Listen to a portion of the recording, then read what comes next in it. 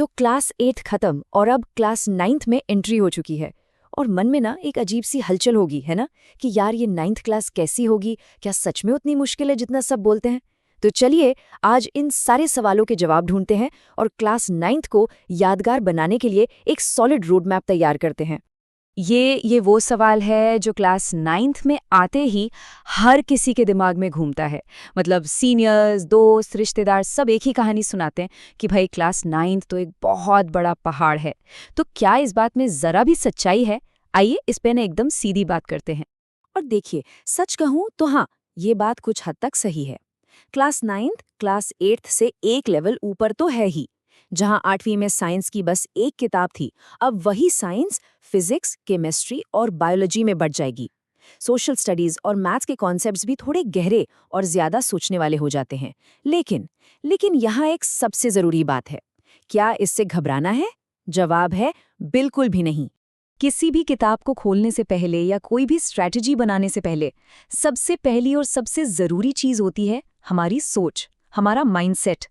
अगर शुरू में ही ये मान लिया कि यार ये क्लास तो बहुत मुश्किल है, मुझसे नहीं हो पाएगा, तो यकीन मानिए सच में नहीं हो पाएगा। असली जीत की शुरुआत दिमाग में होती है। तो सबसे पहला काम क्या है? अपनी सोच को बदलना। हमें खुद को ये विश्वास दिलाना होगा, इसे अपना मंत्र बनाना होगा कि मेरी 9वीं कक्षा मेरे स्कूल जीवन की सबसे बेहतरीन और यादगार क्लास होने वाली है। जब हम इस यकीन के साथ आगे बढ़ेंगे ना, तो मुश्किल चीजें भी आसान लगने लगेंगी। लोग डराएंगे, पर हमें अपनी सोच पर टिके रहना है। ठीक है, तो माइंडसेट तो सेट हो गया। अब आते हैं असली मुद्दे पर कि भाई पढ़ाई करनी कैसे है। वो कौन सा तरीका है जो हर सब्जेक्ट पर काम करे और जिससे सीखना आसान हो जाए। चलिए एक ऐसे दमदार स्टडी फ्लो को समझते हैं जिसे कोई भी आसानी से फॉलो कर सकता है। ये 4 स्टेप का फॉर्मूला ना कमाल का है। सबसे पहले किसी भी चैप्टर का एक 1 शॉट वीडियो लेक्चर देख लो। इससे क्या होगा, पूरे चैप्टर की एक मोटी मोटी तस्वीर दिमाग में बन जाएगी। इसके बाद अपनी NCERT की किताब को ध्यान से पढ़ो। पढ़ते समय जरूरी लाइनों को अंडरलाइन करो और आखिर में उस चैप्टर के सारे एक्सरसाइज के सवाल खुद सॉल्व करो, बस। अब NCERT पढ़ने का एक सुपर हैक भी समझ लीजिए। जब आप किताब पढ़ रहे हो तो सिर्फ अंडरलाइन मत करो, बल्कि अपने दिमाग को एक एग्जामिनर की तरह चलाओ। अगर कोई लाइन जरूरी लगे तो सोचो कि इससे क्या सवाल बन सकता है और उस सवाल को वहीं किताब के साइड में लिख लो। पता है, ये तरीका पैसिव रीडिंग को एक्टिव लर्निंग में बदल देता है और रिवीजन के टाइम तो जादू की तरह काम करता है। अब बात करते हैं स्कूल टेस्ट की। ज्यादातर लोगों के लिए ना ये एक टेंशन की वजह होती है। लेकिन क्या हो अगर हम इसी टेस्ट को हम अपनी तैयारी का सबसे बड़ा सीक्रेट वेपन, मतलब कि गुप्त हथियार बना लें। टेस्ट का नाम सुनते ही दिल की धड़कन बढ़ जाती है ना। एक डर सा लगता है कि यार नंबर कम आ गया तो क्या होगा। ये महसूस करना बहुत नॉर्मल है। लेकिन आज हम टेस्ट को देखने का अपना नजरिया ही बदलने वाले हैं। देखो, स्कूल के टेस्ट को कभी भी बोझ नहीं समझना है। ये एक रियलिटी चेक है। ये अपनी प्रोग्रेस को ट्रैक करने का सबसे अच्छा तरीका है।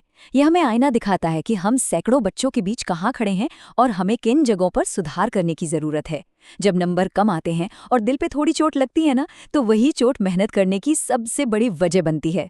चलिए अब एक और बड़ी चुनौती पर आते हैं, टाइम मैनेजमेंट, मतलब समय का सही इस्तेमाल। स्कूल भी है, होमवर्क भी है, पढ़ाई भी करनी है और थोड़ा खेलना भी तो जरूरी है। ये सब कैसे मैनेज होगा? इसका राज कुछ आम गलतियों से बचने में छिपा है, कुछ ऐसे जालों से जिनमें अक्सर सब फंस जाते हैं। समय बचाने का सबसे पक्का तरीका है कम में ज्यादा पाना। बहुत सारे टीचर्स को फॉलो करने से सिर्फ कंफ्यूजन बढ़ता है। 10 अलग अलग किताबों के पीछे भागने से एक भी किताब ठीक से पूरी नहीं हो पाती। इसलिए एक टीचर चुनो जिनकी बात समझ आए और अपनी NCERT की किताब को अपना बेस्ट फ्रेंड बना लो। यकीन मानिए, इससे बहुत सारा कीमती समय बच जाएगा। हम सब का कोई ना कोई सब्जेक्ट थोड़ा कमजोर होता ही है। किसी को मैथ्स से डर लगता है तो किसी को सोशल स्टडीज से। तो इन सब्जेक्ट्स का क्या करें? इन्हें छोड़ने की बजाय चलिए इन्हें ही अपनी सबसे बड़ी ताकत बनाने पर काम करते हैं। इसका तरीका बहुत सीधा है। सबसे पहले अपने टेस्ट के रिजल्ट से पहचानो कि आपका कमजोर सब्जेक्ट कौन सा है। फिर अपने स्टडी टाइम में उस सब्जेक्ट को ज्यादा समय दो। उसके लिए सबसे अच्छे लेक्चर्स ढूंढो और ज्यादा से ज्यादा सवालों की प्रैक्टिस करो। याद रखना, फाइनल रिजल्ट में हर सब्जेक्ट के नंबर जुड़ते हैं, इसीलिए हर सब्जेक्ट एक हीरो है। और आखिर में बस इतना ही कि क्लास 9th का ये सफ़र बहुत यादगार होने वाला है। डर लगना नॉर्मल है, पर रुकना नहीं है। जो लोग आज कह रहे हैं कि ये मुश्किल है ना, कल उन्हें आपका रिजल्ट ही जवाब देगा। तो बस चुपचाप मेहनत करते रहिए और इस सफ़र को एंजॉय कीजिए। इस पूरी यात्रा में बहुत मज़ा आने वाला है।